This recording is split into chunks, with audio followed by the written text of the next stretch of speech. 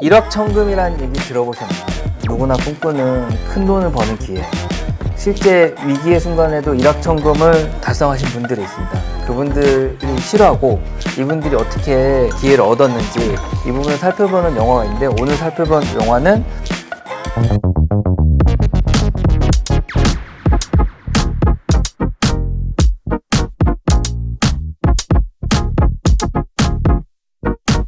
영화처럼 재미있는 금융 이야기. 저는 유튜브 하는 증권회사 팀장 이현민이고요. 저는 영화하는 김기범입니다. 반갑습니다. 반갑습니다. 자, 오늘 저희 이렇게 영머니 오늘 또 새로운 시간 준비했는데 네. 지난번 편 반응이 좀 나쁘지 않았습니다. 네, 그렇습니다. 많은 분들이 또 시청해 주셔서 감사하고 오늘 또 그거 못지않게 재밌는 영화 준비했거든요. 네. 그렇죠. 네. 오늘 영화 제목은 뭐죠? 오늘 영화는 빅쇼트라는 2015년 아담 맥케이 감독의 영화입니다. 네. 빅쇼트. 네. 이제 보시는 분들 좀 의아하실 수 있는데 쇼트가 뭘까? 원래 이제 금융 용어로 쇼트가 매도 거래를 의미하고 네. 어떤 투자 대상의 가격이 내리면 돈을 버는 거래를 쇼트라고 하거든요. 네, 네. 보통 쇼트 이 의미가 매도도 있지만 손해를 본다 이런 뜻도 있대요. 그래서 옛날 뭐 거래하는 브로커 회사에 있는 고객 중에 손해 보고 있는 사람들이 네. 뭐 매도를 하니까 네. 그래서 그 쇼트란 표현을 쓰는 것처럼 떨어지는 의미가 있는. 숏이 부족하다. 네, 네. 돈이 부족하다 이런 뜻으로도 쓰더라고요. 그래서 돈이 부족하다는 의미로 네. 이 사람들이 돈이 부족하니까 팔잖아요. 그렇죠. 그러니까 약간 그런 의미로 시작을 했다는데 뭐 믿거나 말거나 그런 얘기입니다. 근데 이제 말 그대로 빅쇼트니까 이번에는 큰 매도 거래로 돈을 벌었다 이런 거를 이렇게 금융권 다니시는 분은 좀 쉽게 알았을 것 같고 일반 시청자분들은 이게 무슨 얘기일까 이렇게 생각을 했을 것 같아요. 그런 질문이 있었을 것 같고 네, 네. 영화에 대해서 조금 한번 설명 한번 해주시겠어요? 네, 영화 간단하게 설명을 드리면 2015년 영화고요. 세계 경제를 뒤흔든 역사상 최악의 금융 재앙 상태에서 경제 위기를 미리 예견해서 어마어마한 수익을 거두며 월스트리트를 물먹인 4명의 괴짜 천재들의 승부를 다룬 작품입니다. 네. 이 감독은 이 이후로 바이스라는 영화나 돈룩업이라는 넷플릭스 영화 같은 것도 연출하신 분이고요. 돈룩업도 했군요. 네, 돈룩업도 굉장히 재밌고, 그렇죠. 이분의 스타일이 쫙 알 수 있는 그런 영화죠.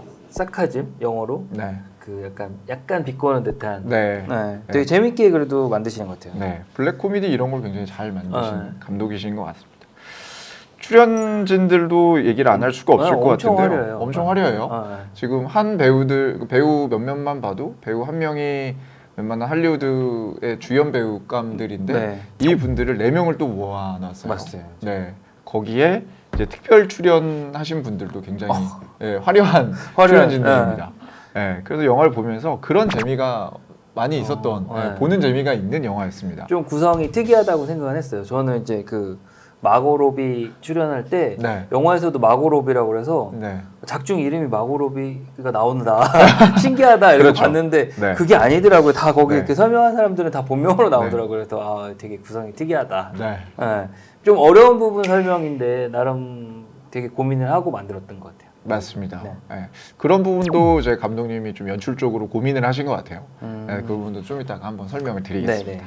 영화의 배경이 2008년 이제 리먼 브러더스 사태라고도 얘기하는 소위 이제 서브프라임 모기지 사태죠. 부동산을 기반한 상품이 부도가 나서 도미노처럼 연속적으로 이제 문제가 생기는 그런 사태를 다룬 영화인데, 사실 이게 한국이랑 미국이랑 부동산의 개념이나 땅 크기나 이런 게 좀 다르다 보니까 이런 부분에 대해서 이제 가치 차이랄까요? 이런 부분이 좀 생기는 것 같아요. 그래서 이런 부분을 먼저 좀 짚고 넘어가면 좋을 것 같은데 당시 시장 상황이나 이런 걸 한번 설명해 주시겠어요? 사실 저는 이제 직장 생활을 2008년부터 했거든요. 금융권 직장 생활을. 이미 그 서브프라임 터지는 중간에부터 시작을 해가지고 영화를 보면서 되게 신선하다고 생각을 했거든요. 그리고 약간 이게 한국하고 상황이 다른 부분 저도 같은 걸 느꼈는데, 일단은 미국은 그 어떤 주거에 대한 개념이 월세를 내고 사는 게 훨씬 보편적이라고 하더라고요. 한국처럼 꼭 집을 사야 된다는 아니었는데 그때 당시 주택 가격이 계속 오르니까 빚을 내서라도 집을 사고 빚에 나간 이자보다 집값 상승이 엄청 컸던 거죠.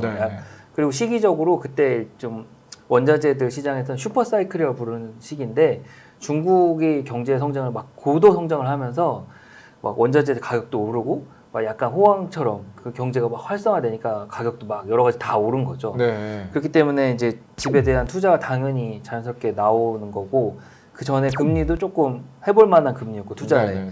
그래서 그런 부분이 좀 반영이 됐던 것 같아요. 근데 상대적으로 한국은 땅도 미국보다 작고 집을 뭐랄까 자산, 그러니까 주거만 하는 건 아니에요. 집이 어떤 자기 재산의 상당 부분을 차지하거든요. 그렇죠. 네. 그 물론 이제 시청하시는 분 중에 자가가 아니신 분들은 좀 다르지만 집을 갖고 있으신 분 한번 생각을 해보세요. 자기 갖고 있는 내가 처분해서 가질 수 있는 총 재산 중에 집이 얼마나 차지할까? 네.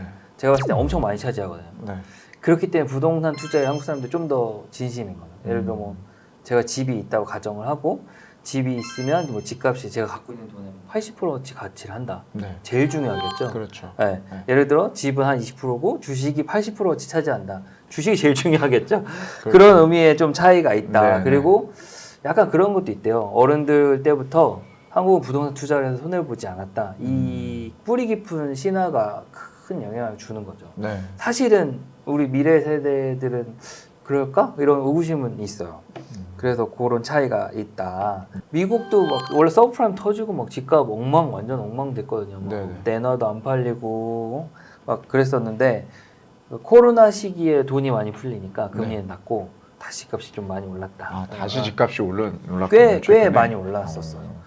그래서 다시 지금 요즘 뉴스에 나오는 거는 상업부동산 얘기 상업부동산 부실에 대해서 얘기가 나오는데 그런 이렇게 좀 오르내림이 부동산 시장은 항상 있는 것 같아요. 금리 네. 따라 뭐 오르고 내리고. 그 영화에서도 그때 당시에는 한 사람이 제대로 된 수입이 없는데도 불구하고 집을 5채나 보유한다든지 막 이렇게 너무 많은 과잉이 일어나는 것도 그쵸, 보여요. 그쵸. 네. 그 영화 중간에 이제 그 진짜 서브프라임이 부실한가 네. 확인해 보러 가잖아요. 맞아요. 그래서 거기 이렇게 스트리퍼랑 대화를 나누는 장면이 실제 그 정도로 부실이 있었다고 하더라고요. 그리고 네. 거기 무슨 뭐 마을 찾아가는데 뭐 100채 중에 사람 사는 게 3-4채밖에 없고 월세 드는 사람이 있는데 네. 집주인이 걔 이름으로 대출 네, 받는 맞아요. 그런 부분이 정말로 네. 있었거든요.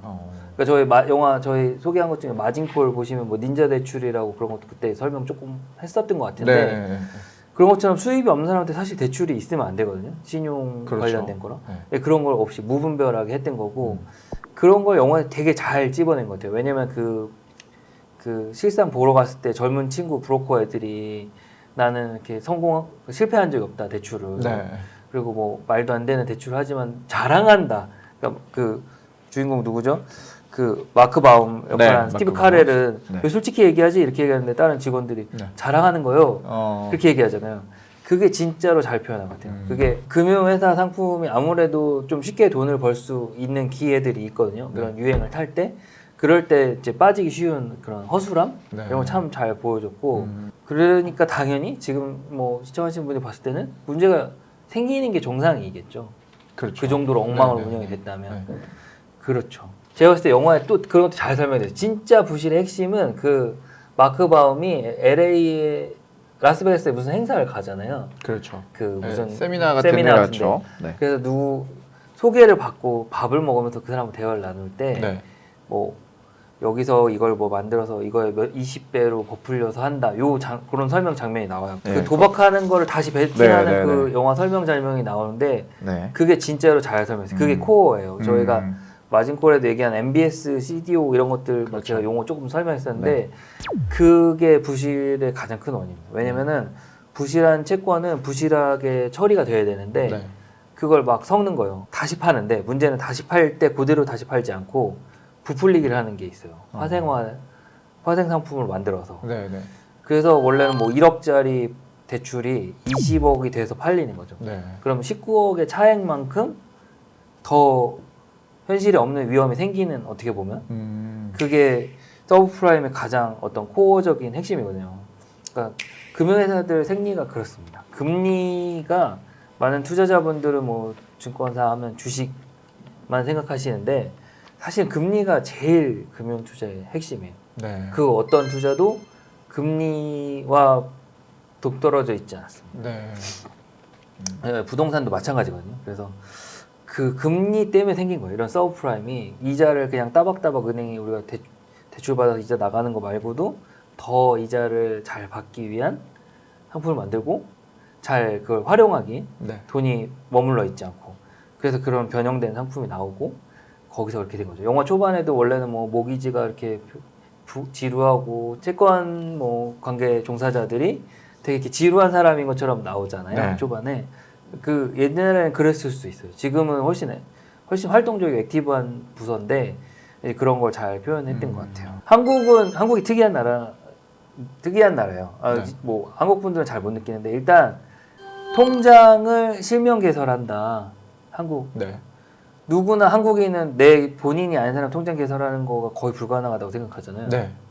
해외는 아닙니다. 금융실명제는 한국에서만 뭐 한국만 하진 않지만 네. 제가 아는 선진국들은 그렇지 않아요. 네. 예를 들어 미국도 주민등록증이 없잖아요. 네. 금융 뭐 KYC라고 해서 고객 확인하지만 우리처럼 강력하냐 이렇게 물어보면 아닐 수 있다. 일본도 마찬가지예요. 일본도 주민등록 없어요. 그래서 일본 그런 사회 문제 많이 되는 게 노인연금이 돌아가셨는데도 가족들이 받는 영화에 그런 소재로 나오잖아요. 그리고 아무도 없었단가 그 영화? 네. 무슨 고레에다 히로카즈 감독님이죠. 그분 작품 중에 네. 가짜 가족인데 어느 가족. 네. 보면 그 노인분이 가족이 아닌데 죄송해요 오늘 어느 가족부터 다시 할까요? 죄송합니다. 제가 잘 기억을 못해서 어쨌든 그 어느 가족에도 보면 그 노인분 돌아가셨는데 네. 연금 받으려고 하잖아요. 네. 그게 그런 부분이 취약한 부분이 있거든요. 한국은 그게 엄청 강력하게 돼 있어서 저 같은 경우 해외의 계좌에서 설명할 때 네. 외국 애들 좀 이해를 못해요. 우리는 이거면 모든 게 증명이 된다. 그러면 네. 어째서? 그러면 우리는 주민등록증이라는 게 있어. 이거 위변조를 안 하고 회사 등기 같은 것도 법원이 발행해. 이거는 틀리지 않아. 네. 이렇게 하면 안 틀렸는 걸 어떻게 하냐? 뭐 이런 퀘스천을 가져요. 그래서 걔네는 돈 세탁 방지 때문에 계좌 개설을 해서 그 사람이 맞는지 확인하는 절차를 되게 중요하게 여기지만 네. 한국은 아무도 중요하게 여기지 않는 이유가 제도적으로 그렇죠. 엄청 강하게 규제하고 있거든요. 네. 그래서 옛날 저는 어렸을 때 기억이 나는데 금융실명제 할 때 반대가 엄청 많았거든요. 네. 근데 그거 해갖고 뭐 비자금 없앴네 막 이러면서 했는데 개인적으로는 좋은 제도라고 생각합니다. 왜냐면 신뢰도가 있잖아요. 누구나 그렇죠. 거래를 할 때 이 네. 사람이 맞잖아요. 확실히. 네. 제가 되게 재밌게 본 유튜브 한 꼭지가 있는데 미국 부동산, 한국 부동산 차이할 때 미국이 월세하는 이면에 또 뭐가 있냐면 전세처럼 큰 돈을 주는 걸 꺼려한대요. 이 사람이 집주인인가 네.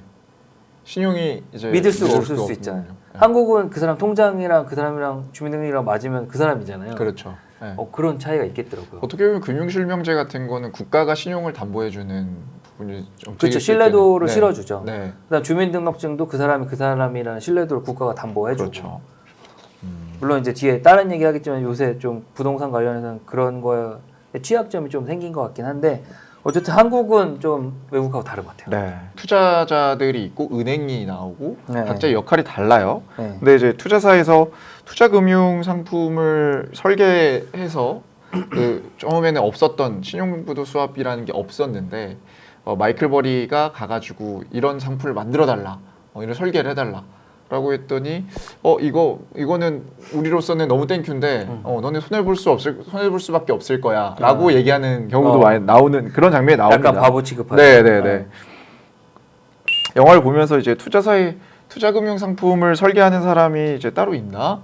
그리고 이제 그런 사람들은 어떤 일을 하고 이제 최근에 좀 유행이라고 해야 될까요? 최근에 좀 잘 만들어진 상품은 그리고 또 우리나라에서는 어떤 상품이 유행할까? 이런 생각이 좀 들더라고요. 그렇죠. 네. 일단 첫 번째 질문부터 답을 드리면 네. 금융상품 설계하는 사람이 있습니다. 네. 물론 영화에 나와서 그 마이클 버리한테 파는 사람은 설계하는 사람 아니에요. 네. 그 사람은 세일즈고 설계하는 사람 뒤에 있는데 아쉽게도 한국에는 그 설계하시는 분이 많지는 않아요. 그러니까 여러 가지가 있는데 보통 구조화 상품이나 조금 복잡한 형태의 상품은 해외에서 보통 설계가 많이 되고 한국은 이제 그걸 사와서 변형해서 다시 판매하는 케이스가 많고 자기가 설계하시는 분이 라고 보면 거의 한 분, 두 분이지 않을까? 한국에? 많지 한국에 않아요. 한국에 한 분, 두 분이요. 네, 되게 나름 업계 유명하신 분, 제 생각에 한 분 정도 떠오르는데 네. 많지 않고 시청자분들 수학 싫어하시잖아요. 네. 수학을 잘하는 사람이 돈을 많이 법니다. 이게 그런 수학을 잘하는 분들이 이런 상품을 설계하거든요. 네. 그래서 벌 때 좋은 상품을 만들면 아주 천문학적인 돈을 벌어요. 그러니까 어. 많이 버는 정도가 아니라 엄청나게 많이. 그렇구나. 그래 보면 그 원래 여기 영화에서도 모기지 MBS 얘기할 때 지루한 건데 그걸 팔아갖고 엄청 돈을 많이 버는 걸로 나오잖아요. 그렇죠. 그 설계한 사람이 아. 그 다수익의 일부를 갖는 거거든요. 네. 그러니까 엄청 그 중요한 작업이고 네.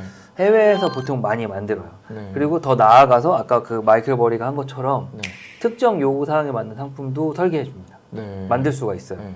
그게 뭐 몇 가지 조건이 있어요. 그 사람이 갖고 있는 상품에 반대되는 거를 증권사나 할 수 있으면 네. 그걸 잘 이용해 갖고 만들어 줄 수 있어요. 그 설계를 하게 되면 보통 이제 영화 쪽에서는 어떤 영화를 만들거나 그러면 이제 저작권이라는 게 생기잖아요. 그 설계를 하신 분도 설계를 했을 때 저작권 같은 게 생기는 건가요? 그런 건 없지만 네. 어쨌든 그 설계된 구조에 대해서는 비밀로 하고 있고 네. 그걸 겉으로 봤을 때는 이런 걸 썼겠지라는 건 다 알 수 있어요. 뭐 네. 예를 들어 되게 쉽게 설명드리면 보통 여기 이 시청자 중에 선물 상품 아시는 분들 네. 이해할 수 있는 선물 뭘 해지한다. 그래서 네. 뭐 위험을 회피하게 만들었다 하는데 그 상대편이 거래하는 반대편의 거래를 선물로 할 수 있으면 돼요. 대개는 구조가. 예를 들어 범님이 가격이 오를 것 같은 뭐 구리를 사셨어요. 네.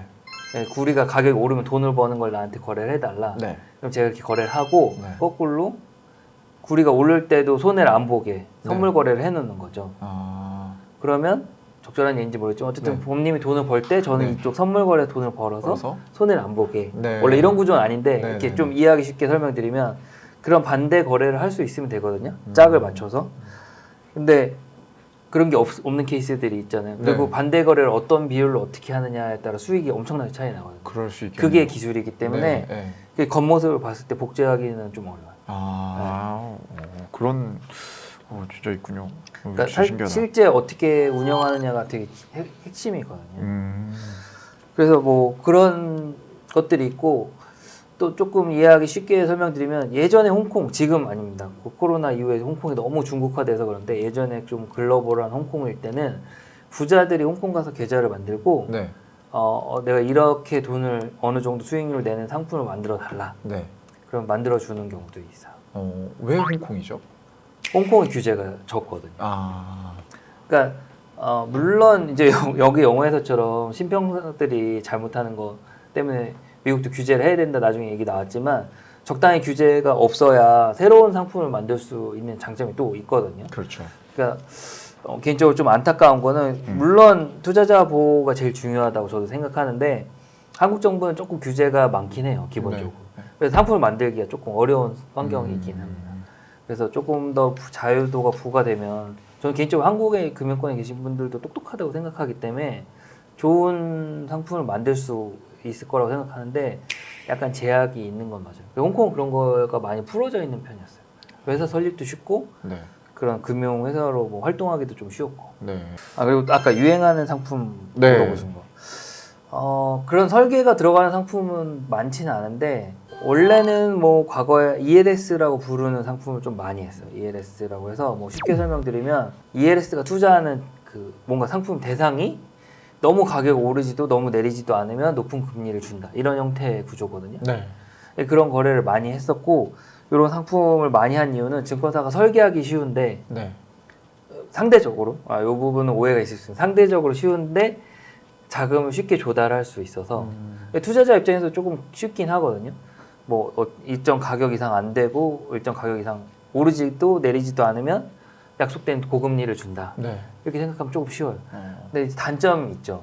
조건이 있잖아요. 오르지도 내리지도. 네. 오르지도 내리지도가 되면 손해를 볼 수도 있겠죠. 네. 근데 이제 보통 ELS는 그렇게 해도 고정으로 금리를 주기 때문에 손해를 안 보게 하는데 상품 중에 약간 손해를 볼 수도 있는 것도 있어요. 그래서 그런 거 좀 주의해야 되고 또 이게 조금 더 부연 설명하면 한국은 요즘 유행하는 상품은 딱히 없습니다. 제가 봤을 때는 주식을 다시 사람들이 하지 않을까? 비트코인? 또 유행 다시 비트코인 좀 하지 네. 않을까? 네. 한국은 딱히 지금 대세는 모르겠고 미국은 되게 많이 바뀌었어요. 미국이 원래 개인들이 투기적인 거래를 많이 안 했는데 코로나 시기에 이렇게 지원금 정부에서 많이 줬잖아요. 그래서 사람들이 엄청 투자를 공격적으로 한 거예요. 어차피 없어도 되는 돈이라고 생각을 해서. 미국 주식 코로나 시기에 엄청 많이 올랐잖아요. 네. 그걸로도 돈을 많이 벌고 더 투기적인 상품도 하는 거예요. 그래서 최근에 옵션 거래를 그렇게 많이 합니다. 그래가지고 뭐 많이 하는 것 중에 하나가 주식 옵션인데 예. 예를 들어 뭐 쉽게 설명드리면 테슬라 아시죠? 네. 예. 테슬라가 더 갑자기 많이 오를 거에 베팅도 하고 예. 갑자기 확 떨어질 거에 베팅도 하는 그런 네, 네. 옵션을 가지고 그래서 이미 뭐 많은 미국 개인 투자자들이 옵션 하기 전에 주식을 많이 해서 주식을 갖고 있거든요. 네. 그러니까 이 주식을 더 수익이 나는 방향으로 하려면 옵션을 이렇게 섞으면 더 난다 이런 거 연구를 해갖고 젊은 친구들이 많이 한다고. 그 위클리 옵션이라고 또 이런 상품이 있는데 이건 간단히 설명드리면 옵션이라는 상품은 이 상품이 오를지 내릴지 미리 자기가 결정해서 투자를 하는 거예요. 네. 선물보다 더 미리 결정된다고 볼 수 있는데 이거는 만기가 있습니다. 거래가 곧 한번 끝나는 종료 시점이 있거든요. 종료 시점에 매주인 상품이 있는 거예요. 근데 대부분 원래 미국 옵션은 네. 종료 시점 전에는 거래를 안 해갖고 이게 되게 사람들이 관심이 없어지는 게 패턴이었는데 네. 바뀌었다고 그랬잖아요. 예. 막 투기적으로 하니까 종료되는 날 일확천금을 노리는 거래가 생기는 거예요. 많이. 네. 모 아니면 도의 투자가. 네. 네. 그래서 근데 그게 뭐 제가 뭐 아니면 도라고 했지만 그 지금 미국 친구들이 하는 거는 그렇게 막무가내는 아니고 나름 설계를 해요. 이렇게 시장이 하면 내가 손해를 덜 보면서 이렇게 돈을 벌 수 있는 구조로 마지막 날 거래하고 막 이런 것들이 생겨서 네. 유행을 하는 게 옵션 거래가 있다. 그러니까 보통 옵션 너무 어렵다고 한국 분들이 생각하는데 의외로 미국은 약간 커뮤니티를 통해서 공부를 해서 하더라고요. 많이. 그 어떤 투자 커뮤니티, 레딧이라고 부르는 그런 네. 것을 통해서 네.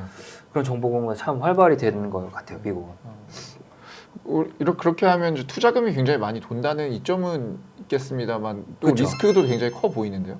리스크도 상당히 있죠. 네. 근데 저는 약간 아주 나쁘게만 보진 않는 거는 생각보다 공부를 많이 하고 하는 것 같아요. 그러니까 제가 제일 나쁘게 보는 거는 네. 아무런 공부를 하지 않고 하는 투자를 제일 나쁘게 보거든요. 저도 그런 주식 투자를 합니다. 무지성 주식 거래도 하지만 그게 그만큼 위험한 거거든요. 네. 제가 이렇게 동조를 해야 저도 뭐 못할 때가 있거든요. 뭐 네. 이렇게 주식을 사고 싶지만 딱히 막 엄청난 공부가 있어서 사진 않을 때도 있어요. 뭐 이렇게 막연하게 제가 좋아하는 업종이고 어떻게 보면 뭐 흔히들 말하는 거 있잖아요. 뭐 연예인 좋아서 그 기획사 주식 사는 것처럼 그럴 수도 그런 있어요. 분들도 있는데 있죠. 기본적으로 공부를 많이 해서 하는 게 좋거든요. 네. 근데 많이 해서 하더라고요. 그 차이가 있어요. 그리고 아니면은 뭐 그런 거죠. 뭐 비트코인처럼 좀 이렇게 투기적인 상품? 비트코인 하시는 분들은 해외 선물이 더 위험하다고 하지만 네. 저희가 있는 금융권에서는 정반대로 생각하거든요. 비트코인이 훨씬 위험하다고 생각하는데 어쨌든 그런 투기적인 변동성이 크니까 투기적인 상품 혹은 소액으로 투자할 수 있는 상품 네. 이런 게 유행해요. 요새. 그래서 저는 뭐 그것도 괜찮다고. 네. 왜냐면 소액 투자가 좋은 게 적게 벌지만 네. 크게 망가지지도 않거든요. 네. 그러니까 투자를 좀 더 이렇게 안전하게 할 수 있다. 근데 대부분 분들은 이제 뭘 사시든 인생을 바꾸시려고 하잖아요. 그렇죠. 주식을 네. 10,000원을 사도 인생이 바뀌는 걸 꿈꾸잖아요. 네. 그거는 이제 현실적으로 안 맞는다. 그렇죠. 옛날에 들은 얘기 중에 제일 좋은 말이 그거였어요. 금리보다 상회하는 수익률이면 네. 일단은 중간 이상한 성공한 투자다. 네. 네. 네. 왜냐면 은행에 넣는 것보다는 더 돈을 많이 초과 버니까. 수익을 내야 되니까. 근데 대부분 이렇게 초대박을 노린다. 물론 오늘 영화가 초대박이지만 상당히 위험한 생각인 거죠. 그 영화에도 나오잖아요. 그 마이클 버리가 투자를 했고 그 부동산 시장이 망가지는데 가격이 안 내려서 막 항의 전화하고 네. 마크 바움, 스티브 카렐이 회사에서도 막 욕을 하면서 막 왜 안 내리냐 막 찾아가잖아요. 그렇죠. S&P. 네. S&P였나요? 뭐 그래서 왜 말도 안 되는 짓 하냐 이러고 대화를 하는 그런 위기가 있긴 한 거죠. 이들도. 주인이 국세를 밀려갖고 네. 난리가 생긴 거예요. 그 사람이 선택할 수 있는 건 경매로 나온 그 집을 사는 거예요. 야, 어떻게 할 수가 없네. 전입 신고를 하더라도 알 수가 없죠. 예. 전세 사기라든지 깡통 전세 뭐 이런 것들. 근데 사실 이런 거는 정책적으로 보완해줘야 되지 않을까.